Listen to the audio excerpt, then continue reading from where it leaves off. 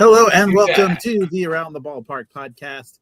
I am your host, and so is Darren Redmond. We are your co-hosts here on the Around the Ballpark podcast, episode number 116 for your Thursday night, as usual. I love that we're back into our regular routine. You know, there's a lot of couple weeks there and those things are going to come up, and it's okay. The show goes on. But Darren, before we went live, we got subscriber number 3280. So we're 20 subscribers away from 3,300. Which we will have by the end of this podcast, by this live show. Yes, we'll go for 24 hours if we have to. No, yes. That would be great. But hopefully, we appreciate you guys jumping on with us a few minutes later than a normal time. But we are excited to be here. And as always, we have to give a shout out to our proud sponsors over at Nashville Tax Solutions. Fantastic job. But Darren, if you wouldn't mind to share a few words about our sponsors and Christopher Bennett. Hey, if you're dealing with tax issues, maybe you're behind on some filings or you got hit with a lien, let me tell you about Nashville Tax Solutions. These folks know their stuff and they actually care about you and they care about helping you fix it. I've heard from people right here in Palm Bay, Fort Pierce. I got emails from them because, as you know, I'm in Cape Cod, who said hey, Chris Bennett and his team turned a financial nightmare into peace of mind. That's the kind of help that you're looking for when you have something so serious like this. So if tax stress is keeping you up at night, call 855-627-4829. Visit NashvilleTaxSolutions.com or email info@NashvilleTaxSolutions.com. Nashville Tax Solutions, real people and real results. Thank you, Darren. And so I know you're a movie guy, so I've got to ask you, Springsteen movie, thoughts on that? Got to get to it before we get into the baseball stuff. I got to ask you that question. So I remember living through, without going into too much detail, just to the jump, go see the movie. It's very, very good. You'll always want to compare it to the Bob Dylan pick, but they both are very, very good. I remember going through the Nebraska. All of a sudden, you open up the newspaper and you see like this album's out, and there was no fanfare, and without getting into anything, no press release, no nothing. It was just out, and and it's a good movie. Go see it. Now, did it just come out this week? Like the movie? This was the first showing. First showing, first day. It comes out this weekend, but you know how they have the sneak peeks on Thursday the night before. It used to be, wasn't it? Like when they first did it, it used to be midnight the day before, and then it kind of moved to like 8 o'clock. But now it's pretty much like afternoon. Yeah. I caught the 5:30. Okay, 5:30. You hit my age. That's midnight. Thank you. Sorry, kids. I'm learning to play with some new buttons. So there. What's the line? And you want to be my something salesman? Well, at Vandal Industries. Oh, latex. You want to be. Oh, good stuff. But just in the world of sports before, so you guys saw the headline in this video. We're going to talk about 10 strange but true rules in Major League Baseball. So that'll be fun to break down. But just a quick synopsis of what else is going on. Some crazy stuff in the NBA. If you wouldn't mind sharing, I saw the headlines this afternoon. Kind of blew me away. Players and coaches were arrested.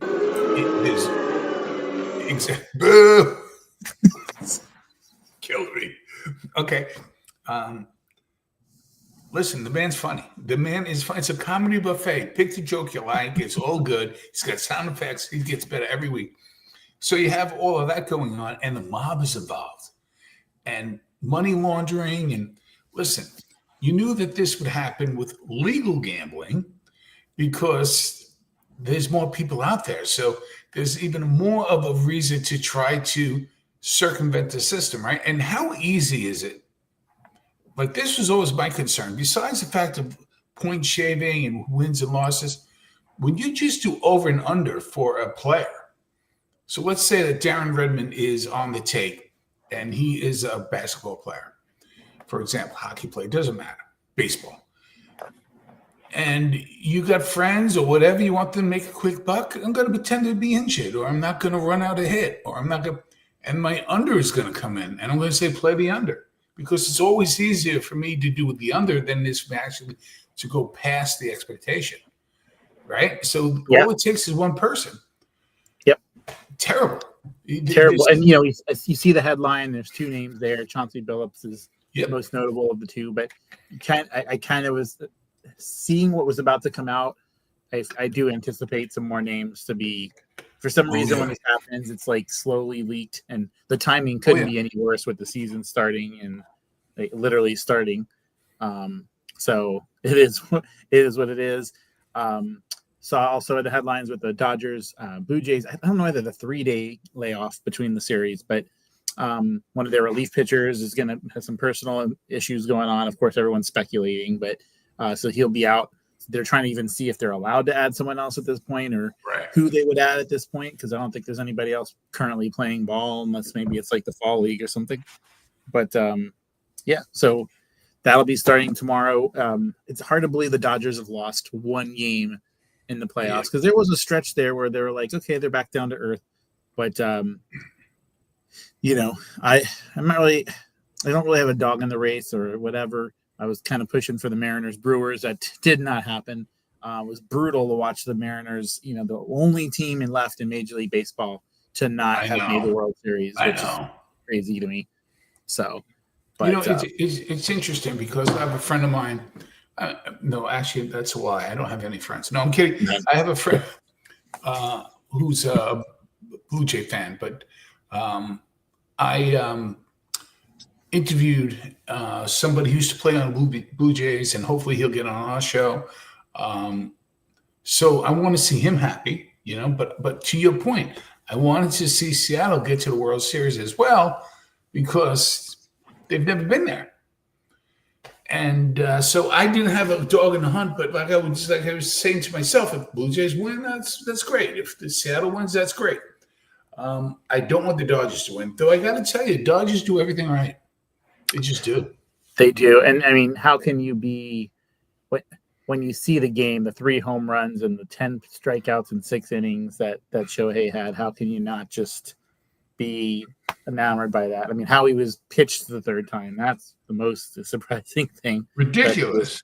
But thank you, sports fan. I appreciate it. Says love the Shea backdrop in the thumbnail of the video. So appreciate that little throwback. As you know, we are Mets fans through and through in this very long off season, although it's a little bit shorter of an off season because they do have the World Baseball Classic coming back next year. So that's what it is. So Darren, I'm going to go ahead and read some of these here in no particular order, but these are some, and you can kind of go off the cuff on your thoughts on that. So number 1 of 10 of 10 strange but true rules in Major League Baseball. Runners advance 1 base if a pitched ball lodges in the umpire's or catcher's mask or paraphernalia. We saw that happen. We saw that happen. Remember? Yep. Was it Molina? I believe it was, right? Yadier Molina, right? Yep. Yeah. With the Cardinals, we saw that happen. We saw that rule enforced. Mm-hmm. and it's in like the back of the book, like of course, because how often is going to happen? Yeah, to be prepared for that, and but that's why they get paid the bucks, I guess. I don't know, but because you have to make that call without hesitation, that sort of thing. So, but yeah, it hasn't happened a lot, but when it did happen, like you said, and I'm really surprised. Is he doing anything right now in terms of Major League Baseball? I really thought he would be like. So did I. I thought he'd be announcing or pre-game, post-game kind of thing. So if anybody who's watching us right now knows, let us know, because he's an asset to the game. Yes, he is. I did see Kurt Suzuki, I think it was, but got the job with the Angels. So we got the job with the Angels. It's good for him. Yep. Did you know, number 2, a designated hitter is prohibited. They cannot sit in the bullpen unless they're serving as a bullpen catcher. So I'm assuming if they're a bullpen catcher, they're not eligible to play as part of the 25-man roster. And Why? I'm assuming, but they're not allowed to be over there. So I don't know. Why? Yeah. What's the big deal? Because how's the world a better place for that role? Right. Like, and like you can have a relief pitcher can be in the dugout as far as I know, and then go to the bullpen. Right. So it can't be the other way around. That's a bit silly. It feels like that's something that was just left in there for no reason. So I'm not a big fan of that rule, but no, it's stupid. It's very stupid. Yeah. It's and speaking of stupid, so in softball on Tuesday, we were in our second game that didn't start till 10:05 at night, which is crazy. Ooh. But I'm already in REM. Yeah, it was. So we were doing the extra innings, and it had always been the ghost runner at second, and then if it's one pitch, but I guess this league doesn't do the one pitch; they just do the ghost runner. And it was such a competitive game, back and forth. And once it got to that extra inning with that stupid rule, everything just, because we wound up having the one person of the 12. He was just having a really bad mental day. He had lost a friend that day. It was just the whole thing.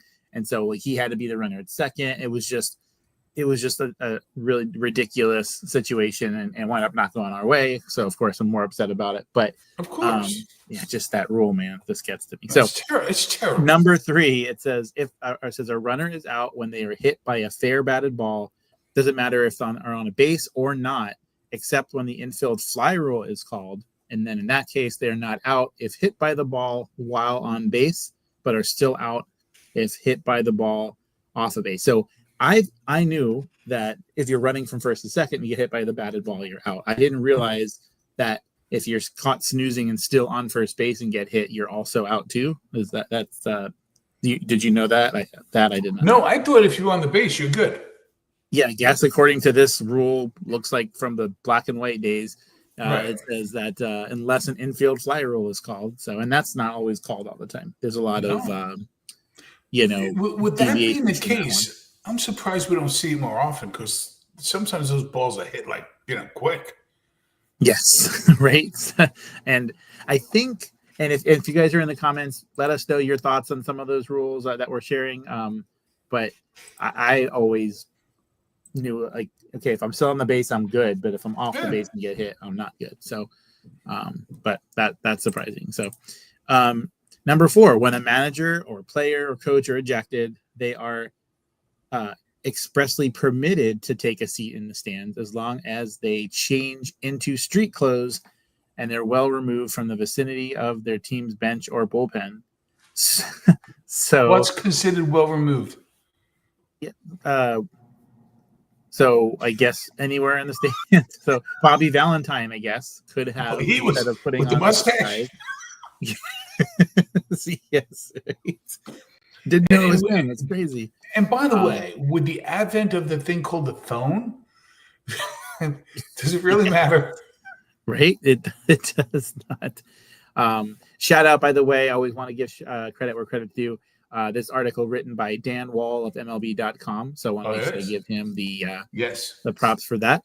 But yeah, so that's awesome. And I'm reading these for the first time, folks. I have not prepared. I wanted to read these live on the air. So you get ejected. Like in most softball leagues, you get ejected. You have 1 minute to get your car and go home. But Major League Baseball, put on your blue jeans and polo and just hang out, have popcorn. That seems a bit. Why haven't we seen that then? If that's, I need to ask you a Jerry Seinfeld question in a minute that he brings up. But it's very interesting. Even as a kid, I often wondered, when the player or manager gets thrown, especially a manager gets thrown out of the game, he's allowed to hang out in the clubhouse. I thought he would have to leave, and have no, sort of interplay with this team. He still has to interplay. Yeah, he has to go. I don't know how that slipped through because then we see our share. I mean, we see Aaron Boone gets ejected every 5 games. Why haven't we seen them sit in the crowd then yet? Well, he gets ejected so often that even when he didn't even say the thing, remember what happened? Was it last year? He still got thrown out. Yes, it turned out. Yeah. May I ask you the Jerry Seinfeld question? Yes. Okay, he talked about this on I don't know if it was one of the late night shows, not sure which. But is there like again, we don't judge, you and I don't judge anybody, so if you want to, that's fine. This is just said in humor, kids. Is there an age cutoff for men in jeans?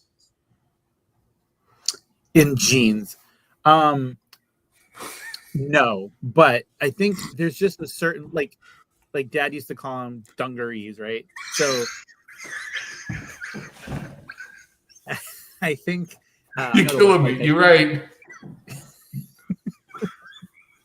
I think there's certain pairs that are just not like they're not good at any time. But right. I'm not going to fault any man of any age wearing jeans. Of course, have to be the right one. Because Jerry's whole thing was, he did the whole thing. Kind of riff on it was, you think you look good, but no. Now, if you're working in a field, you're working on the car, you're going in the backyard to get the paper, fine. the jorts, the John Cena jorts, those are never okay.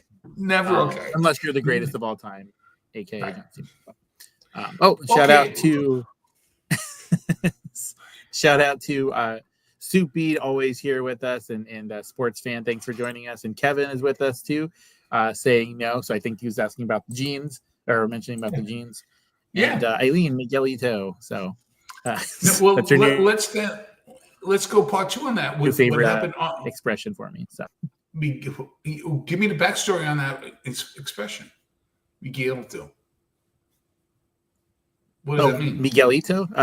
You'll have to put that in the chat. And it just kind of came out of nowhere recently. So, cool. If you're still watching this, let us keep them up to speed in the chat. But I'll go ahead and read the next wacky rule here. This is number. We've got number 5.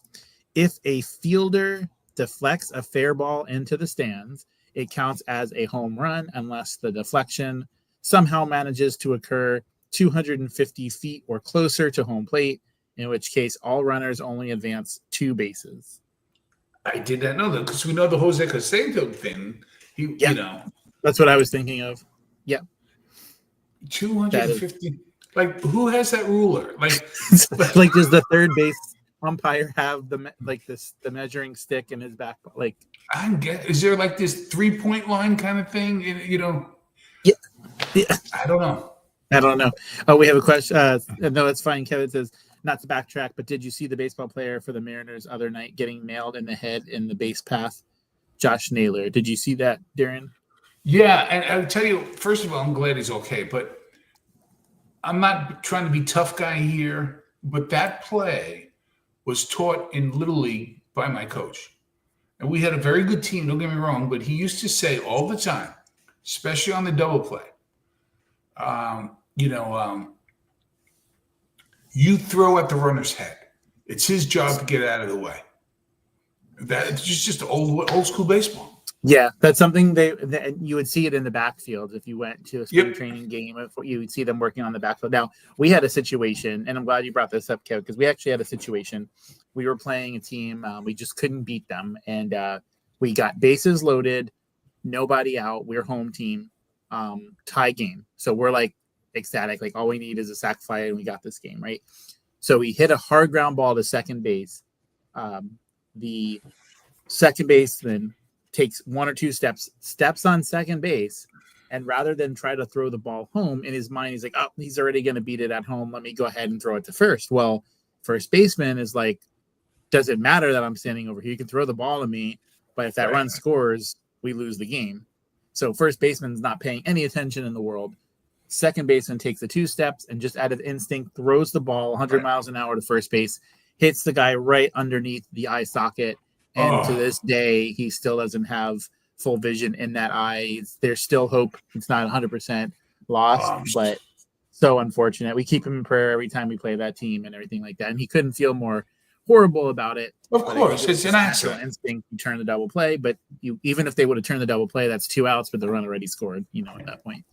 So let's unpack, and Kevin and hold on a second. Kevin, Soup, sports fan, whoever's there. What did you think about the ending of the Dodger Philly series? We talked a little bit about it, but it's still, you can say, okay, bonehead play, right? You have lack of field awareness. But I loved his teammates rallying around him. You hate to lose that way, but I'm hoping that, he gets past that because it is just a game. Yeah, it is just a game. And I just watched on ESPN recently. There was it was really long documentary. It was basically focused on both Steve Bartman and on Buckner at first. And I don't think Buckner has shown his face at a game since and it haunted Buckner. And I was so glad that he got the opportunity to come back and throw the first pitch after they finally won the World Series. Yep. But it haunted them probably still to this day. And from what I saw, I said Bartman, if he's even approached, if somebody finds him, he says, you got to talk to my legal team. He's still lawyered up to this day, apparently, which is crazy because they've won a series by now. And I feel so bad for Bartman because there was a whole bunch. Little Michael, I like that. Okay. Well, there's the. There you go. Okay. All right, we'll leave that right there. So very funny. They're very good. But see, here's the thing about the whole Bartman thing. First of all, he did nothing wrong. If that was a natural reaction, now, if there were savvy fans that, back away. But my point was he was not the only one to put his hands up. Everybody around him was putting his hands up too. He was just unfortunate enough to catch the ball. You have to get out of the way. We know that, and that was a horrible, and that was a horrible thing by the Cubler fielder because he got all crazy on him, and then the fans turned. I just felt it was so unfortunate. It was just terrible. Yeah, no, and so hopefully that answers the question. But it was terrible. But it's I don't want to say part of the game, but it's something that it's part of the game. Yeah. So I'll get to the next one here. These are the top 10 in no particular order, strange but true rules for Major League Baseball. We got 5 more for you. It says, if a player pinch hits for a batter in the middle of an at-bat with 2 strikes and strikes out, the at-bat and strikeout are credited to the replaced batter. Any other outcome is credited to the pinch hitter. Did you know this? Yes. Yeah, I feel like out of the one so far, that was the one besides the catcher Molina one, because I remember that play. That's that one I know. It doesn't happen that often, but I do know a little about that one. Yeah, so basically the pinch hitter gets anything positive, not the negative if it's a strikeout. And I think it was Ralph Kiner who said that way back then, brought that up, like it was happening or whatever, because unfortunately, you see these people, they swing, they miss, and they pull a rib cage. What Beatty did this year, right? He just swing and pull the rib cage. And if you come in, you got 2 strikes and you strike out, it's on Beatty, not you. Yeah, that was. Aileen mentioned, Darren, did you catch the clip of Emeka Egbuka praying over Mike Evans? Looked like season was. Yeah, that was great. Season-ending injury. I think they said there's a small chance by week 16 he could come back for a game or 2, but it's not looking great. But did you happen to see that? Yes, I did. I thought that was awesome. Yeah, it was. What do you call it? I think, it's something I wish we would see a lot more of. Unfortunately, we do not. Kevin says that was the first rule I actually was aware of since you mentioned. So, yeah, that one, I just feel like it comes up a little bit more than the other ones for sure. So, and then Soup Bead says it was awesome to see. Yes, it was. For crew.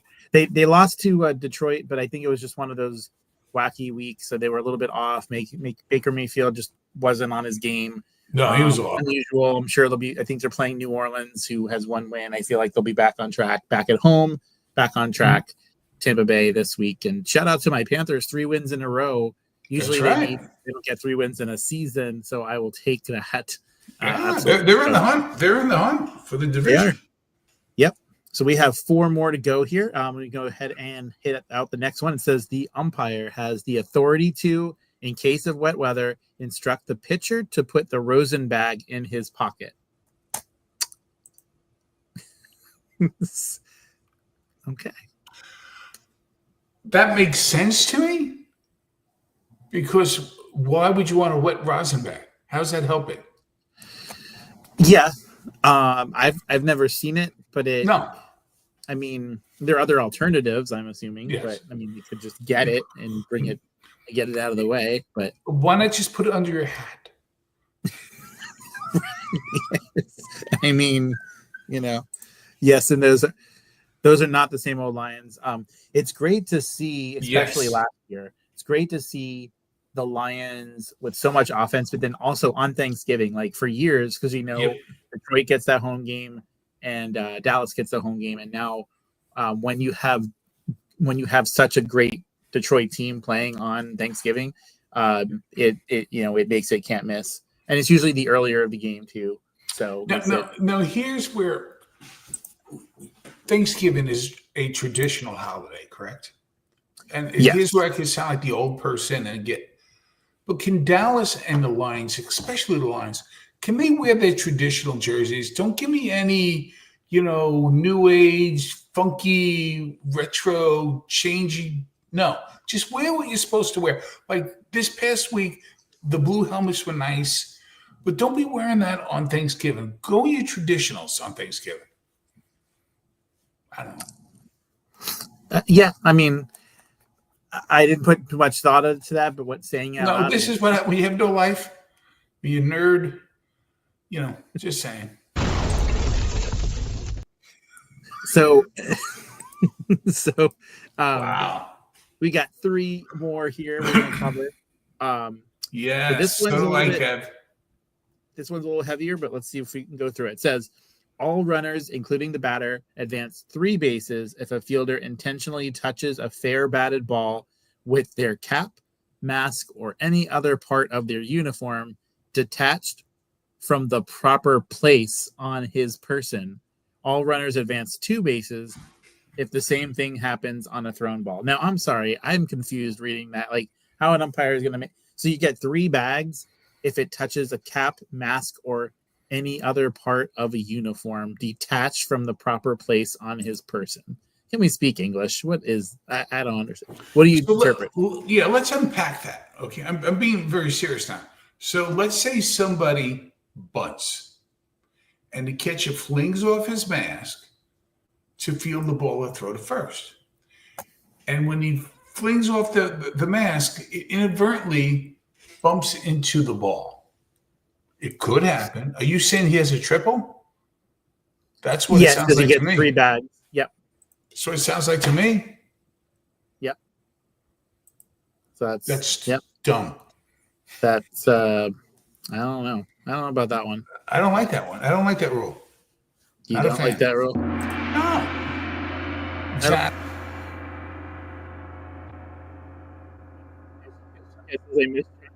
You just gingerly touch the stitching. Ridiculous.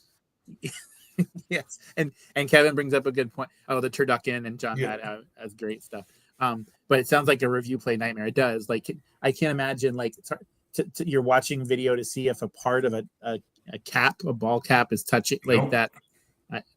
And as you know, guys, next year they're going to be implementing the ball strike thing where the batter, the pitcher, or the catcher can call for. He's got to be able to put his head on his, the whole patting your belly while you're touching the top of your head. Yeah. Benny Hill. That's a minute. Yeah, that's a minute or minimum of 30-minute delay, because I feel like that would take a little bit longer than the normal, normal stuff there. But interesting. 3 bags. Okay. Well, go. All right. We got 2 more left, folks. Number 2, it says, if there are 2 strikes on the batter and a runner steals home and the pitcher hits the runner in the strike zone, the batter is out. The run does not score if there are 2 outs. If there are less than 2 outs, it does. Again, it's a long run-on sentence, and I Repeat can't that. imagine Repeat making it a that, moment. please. Repeat that again Yeah, in I'll Latin. read that one. If there are 2 strikes on the batter and a runner steals home, and the pitch hits the runner in the strike zone, the batter is out. So I guess as he's trying to steal home, if he gets hit with the pitched ball in the strike zone, the batter is out. The run does not score if there are 2 outs, but if there are less than 2 outs, it does. So less than 2 outs, the runner would score. Yeah. Because it makes me think, because I did not know that rule. It makes me think that if I have 2 strikes on the batter and the guy's trying to steal home, I don't want my catcher to try to tag him out. I'm just going to bean him in the strike zone. I'm going to throw a 100-mile-an-hour fastball right down the middle. You got to yeah. Makes sense to me. Yeah, if you kickball know, rules, right? Kickball, you can hit the guy to run. Yep. And I mean, I can see the visual now. We're watching the replay. It hits the side of his cheek right as his hand, and then of course the strike zone. Like, what's the right strike zone? Like an Angel Hernandez strike zone. And who was the guy this year? There was someone worse this year that really. I saw it in a lot of Orioles games, but whoever this was, I think it was like 3 or 4 consecutive pitches, just completely got them all wrong. I don't know. I don't remember the name, but also you got to think of the why though? Before we move on, I got why if it's one way if there's less than 2 outs, but then it's okay. I don't know. But now think about this: if the runner already touches the plate, he scored already, right? Right. So what is he levitating? Like, how do you throw a strike and he's not on the bag? Right. Yes. It just makes you want to go. Yes, exactly. I don't get it. I don't know what's going to happen. All right, guys, we have one more. I like this strange but true rule. It says pitchers are allowed to switch their throwing arm in the middle of an at-bat, but only if they have injured the other one.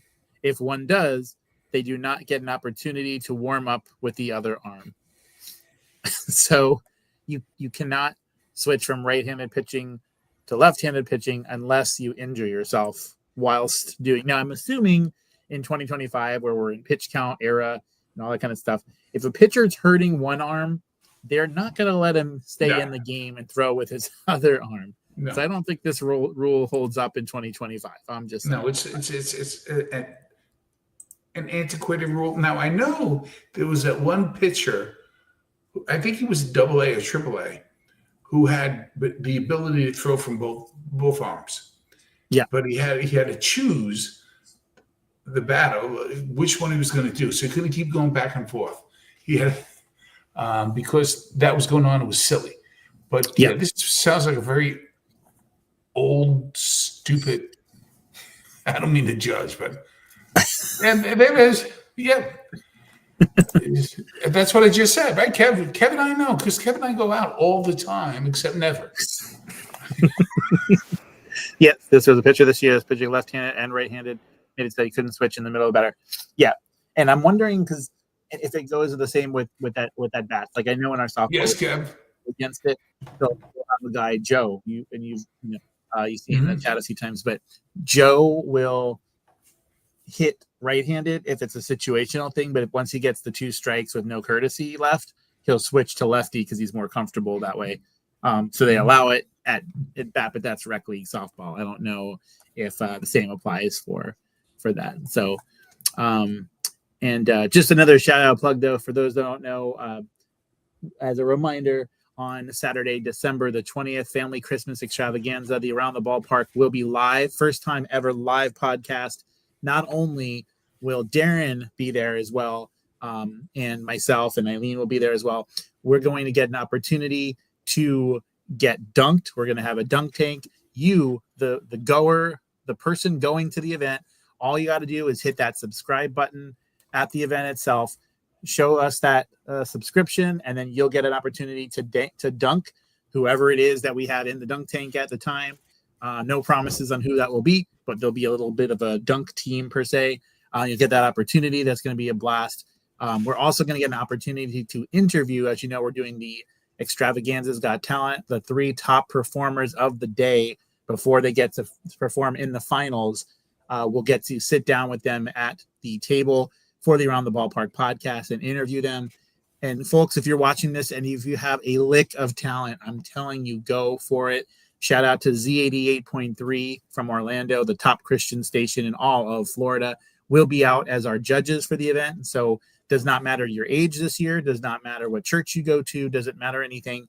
If you can do anything, get up there. $1,500 for first place, $1,000 second place, and $500 for third place. It's worth a shot. Why the heck not? All you got to do is submit it to familychristmasaganza@gmail.com. We'll review the submissions, and if you're a top 10 finalist, we'll reach out to you and let you know. But this was a heck of a lot of fun. Kind of. But hold on, real quick. Is it any truth? Oh, we're not done just yet. Yeah, go ahead. I'm sorry, no. Any truth to the rumor that Miguelito is going to be there as well? Miguelito, he got in trouble. Miguelito. Oh, did he? Yeah. Did he take penalty bear with him? He's got the penalty bear. Yeah. Oh. I don't know what happened, but. So I have no promises. Pennington Bear, he got himself in trouble. I know we like to see him on this podcast, but he let some folks down in the last big game. So I think that's the issue with him. And also, we run a clean show here. We do, right? No foul language, no saltiness. But let's be honest. I love Pennington. You do too. But he doesn't wear pants, and he doesn't wear pants, and the law's got to catch up with you, right? Oh. Am I wrong? Yes. And here's your prime example right there. You can't play first base like that. No, especially in the bigger mararkets. No, and don't slide. The eyes are on you right now. Yeah, yes, don't slide feet first, please. Yeah. Please not. It reminds me of the sign again with the Seinfeld episodes, but actually it was Friends episode where they're going down the fire escape, and Joey's like, maybe we should have rethought the face to face as Ross is sliding down a little bit too close there. So that was good. What do you call it? But again, the World Series starts tomorrow. I think it's going to be Dodgers in 5. I really would love to say anything else, but And the one thing with this postseason, home field has not really been an advantage, unless you're Dodgers, of course. But it really has not. But Toronto does have home field advantage. Games 1, 2, 6, and 7. So anything could happen. It meant a lot. It meant a lot in the last Toronto series, right? The 6 and 7 they had a win, and they did. Now, do you see Bassett or Scherzer pitching in a World Series game or coming out of the bullpen? He had a great start, but I don't know. I see if he humbles himself, I see him being a very good Sid Fernandez, being the bullpen. If the starter gets in trouble, coming in for, those 5th, 6th innings, locking things down. I can see him do that. Yeah. Because they could try to pair him up with Bassett here and there or whatever, but some of Bassett's pitches are nasty with the. They really are. I mean, I understand why Suarez is upset, but that pitch was dancing around the plate. That was a great pitch. A great pitch. Yeah, it was. It was just, he was frustrated at the moment, not so much the pitch. But isn't it true? Only in baseball, maybe hockey, but spring can get hit by a pitch. No, definitely in hockey as well. Springer can get hit by a pitch. They try to send a message, knock them out of the game. Then he knocks them out of the playoffs. Yes. Yeah. Yeah. There's something to that. That's for sure. Yeah. Yeah. But that's why we love sports, right? I mean. Yeah. Darren, I like that. Final thoughts on your end on what we chatted about tonight or anything else that we did not cover. I love this. I love that. I love we free flow. I like when the audience is involved. It's Austin, Georgia, right? Toys for Tots softball tournament, November 29th, Fred Poppy, Palm Bay. Love that. Yes. Excellent. Austin, thank you for the shout out and the reminder of that. I appreciate it. Yes, and also then he gets salty. Shout out to shout out to Austin helping me put this together. He is my partner in getting this event off the ground. We're a little bit past halfway of our goal. It's about 120 players. I think we're in the 65. I saw Amy just signed up, so we're up to like 65 people right now. And that's going to be on Saturday, November the 29th. Austin, I just was doing a walk around the block earlier, and I saw a father and son playing catch. So I just was bold. I just went up to him. I was like, "Hey, I have a flyer." Well, actually, he was in the car. I went and grabbed it, but he was like 2 houses down. And I was like, "Hey, you play softball?" Which, of course, and invited him out. He's like, "Oh, I love Fred Poppy Park. I take my son there all the time." And, "Oh, that sounds like a lot of fun. And can you get me the flyer?" And so I did. So hopefully I'll see his name come up on the list. I'm always that'd be great. Trying to get these people out there. Because it can be, we do it as a draft style. So it's not bring your loaded team to the field day and beat up on people.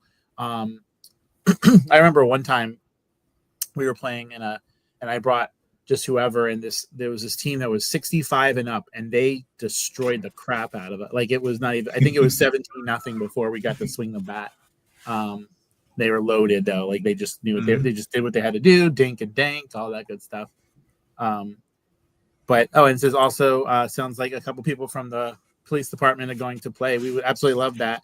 Darren, we've also Austin has helped organize a special K9 demonstration at noon. So at our lunch hour, basically, that'll be part of the event as well. Eddie Anthony, who we've had on this show, is going to be the DJ for the event. Shout out to Jeff Arnold for supplying the balls for the event.